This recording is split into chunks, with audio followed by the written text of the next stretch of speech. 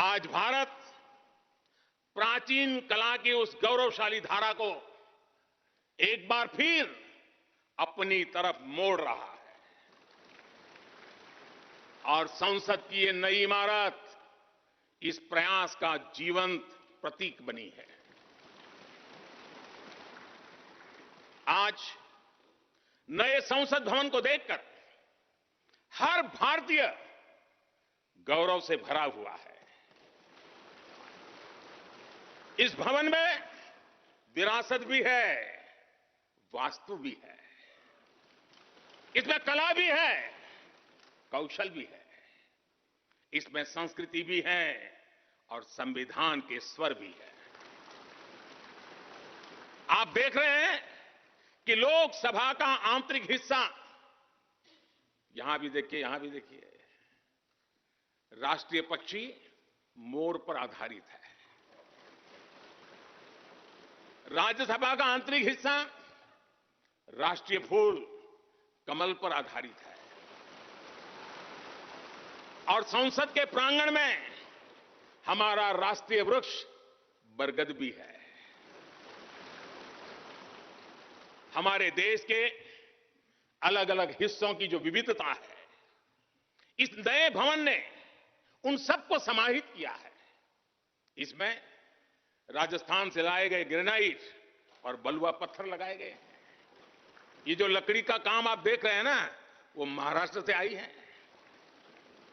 UP में भदोही के कारीगरों ने इसके लिए अपने हाथ से कालीनों को बुना है। एक तरह से इस भवन के कण कण में हमें एक भारत श्रेष्ठ भारत की भावना के दर्शन हों। साथियों, संसद के पुराने भवन में सभी के लिए अपने कार्यों को पूरा करना कितना मुश्किल हो रहा था, ये हम सभी जानते हैं।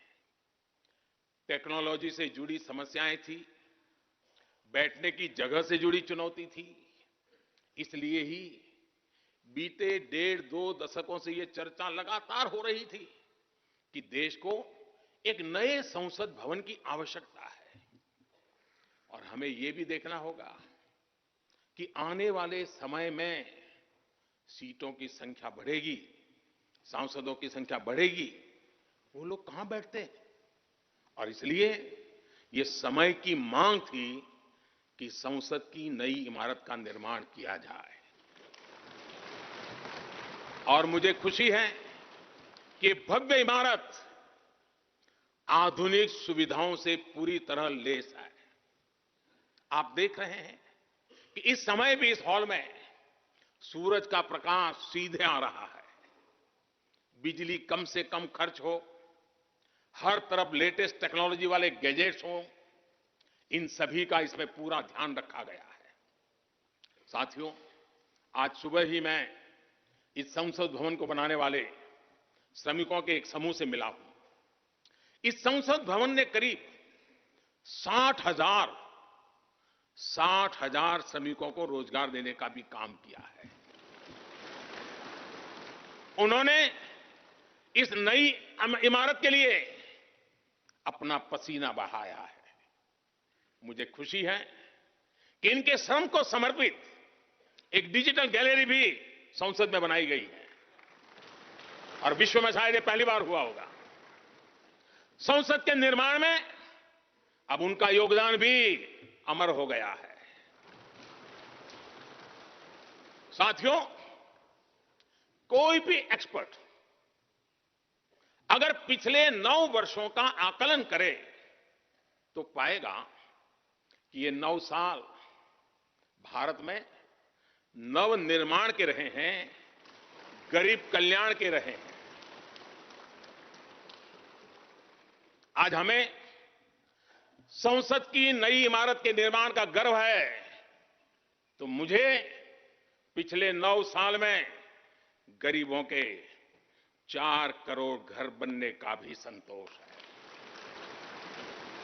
आज जब हम इस भव्य इमारत को देखकर अपना सर ऊंचा कर रहे हैं, तो मुझे पिछले 9 साल में बने 11 करोड़ शौचालयों का भी संतोष है, जिन्होंने महिलाओं की गरिमा की रक्षा की, उनका स्वर ऊंचा कर दिया।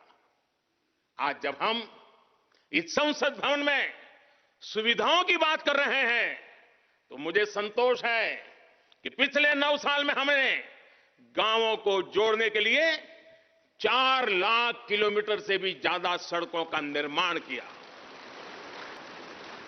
आज जब हम इस नए संसद भवन की लोकसभा और राज्यसभा को देखकर उत्सव मना रहे हैं तो मुझे संतोष है कि हमने देश में 30,000 से ज्यादा नए पंचायत भवन भी बनाए हैं। यानी पंचायत भवन से लेकर संसद भवन तक हमारी निष्ठा एक ही है, हमारी प्रेरणा एक रही। देश का विकास, देश के लोगों का विकास।